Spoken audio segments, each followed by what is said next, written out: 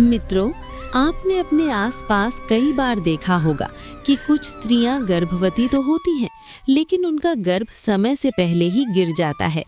कहीं बच्चा जन्म लेते ही दम तोड़ देता है, तो कहीं मरा हुआ शिशु पैदा होता है। ऐसे दृश्य देखकर मन कांप उठता है और मन में प्रश्न उठता है, आखिर ऐसा क्यों होता है? किस पाप का फल होता है ये? और क्या कोई ऐसा उपाय है जिससे संतान प्राप्ति हो सके? आज की ये कथा इन्हीं प्रश्नों का उत्तर देती है। एक समय की बात है, वैकुंठ लोक में माता लक्ष्मी के मन में एक गहरी व्यथा उठी। जब वे पृथ्वी लोक पर भ्रमण कर रही थी, तब उन्होंने अनेक स्त्रियों को देखा जो संतान सुख से वंचित थीं। कोई बार बार गर्भपात का दर्द झेल रही थी, तो कोई माँ बनने के बाद भी अपने बच्चे को खो चुकी थी। ये सब देखकर माता लक्ष्मी का हृदय व्याकुल हो उठा।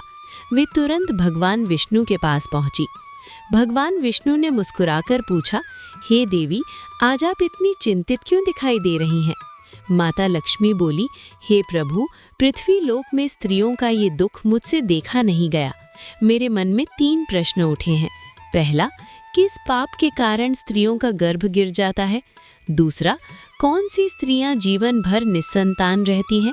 और तीसरा, भगवान शिव को क्या अर्पित करने से संतान की प्राप्ति होती है?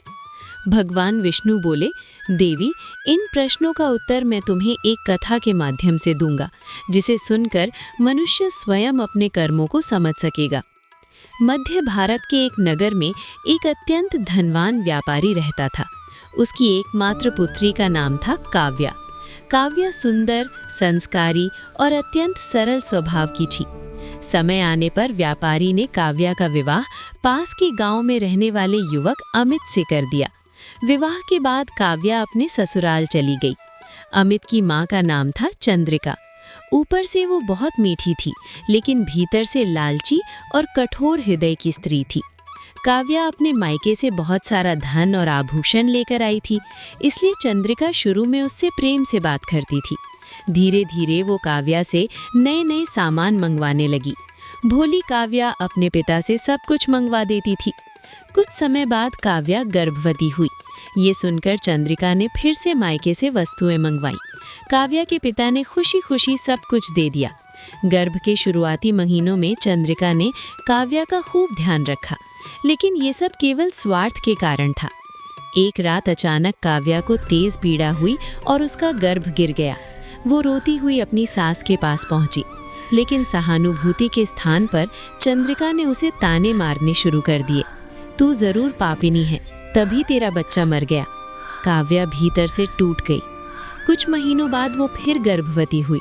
इस बार चंद्रिका ने उसे आराम नहीं करने दिया। गर्भवती होते हुए भी उससे कठोर श्रम कराया। 9 महीने पूरे होने पर काव्या ने एक शिशु को जन्म दिया, लेकिन वो जीवित नहीं था। ये दृश्य काव्या के लिए असहनीय था। अब चंद्रिका ने उसे घर से निकाल दिया। अपमान और पीड़ा से टूटी काव्या जंगल की ओर चल पड़ी। रास्ते में उसे एक साधु मिले। काव्या ने रोते हुए अपनी पूरी कहानी उन्हें सुना दी। साधु बोले, बेटी, गर्भ गिरने का कारण केवल भाग्य नहीं, कर्म भी होते हैं। मासिक धर्म के समय नियमों का उल्लंघन, गर्भावस्था में मानसिक कष्ट, भय, अपमान और अत्यधिक श्रम, ये सब गर्भ को नष्ट कर देते हैं। गर्भवती स्त्री को प्रेम, शांति और सम्मान की आवश्यकता होती है। साधु ने उसे शिव पूजा का उपाय बताया। शिवरात्रि के दिन शिवलिंग पर लाल डंठल वाले धतूरे के फूल अर्पित करो। महादेव मृत्यु और जीवन दोनों के स्वामी हैं। वे प्रसन्न हुए तो संतान अवश्य देंगे। काव्या ने साधु की आज्ञा का पालन किया, नियमों के अनुसार आचरण किया, शिव की भक्ति की और कुछ समय बाद उसे एक स्वस्थ, सुंदर और गुणवान पुत्र की प्राप्ति हुई। जब वो पुत्र को लेकर ससुराल लौटी, तब चंद्रिका को अपने कर्मों का फल मिला। उसके अत्याचारों के कारण उसे भयानक दंड मिला और काव्या का जीवन सुखमय हो गया। भगवान विष्णु ने कथा समाप्त करते हुए कहा, हे देवी, जो स्त्रियां अपने गर्भवती बहुओं को कष्ट देती हैं, वे स्वयं महापाप की भागी बनती हैं, और जो स्त्रियां श्रद्धा, संयम और भक्ति से जीवन जीती हैं, उन्हें संतान सुख अवश्य मिलता है। माता लक्ष्मी ने कहा, हे प्रभु, आपने आज संपूर्ण मानव जाति को मार्ग दिखाया है।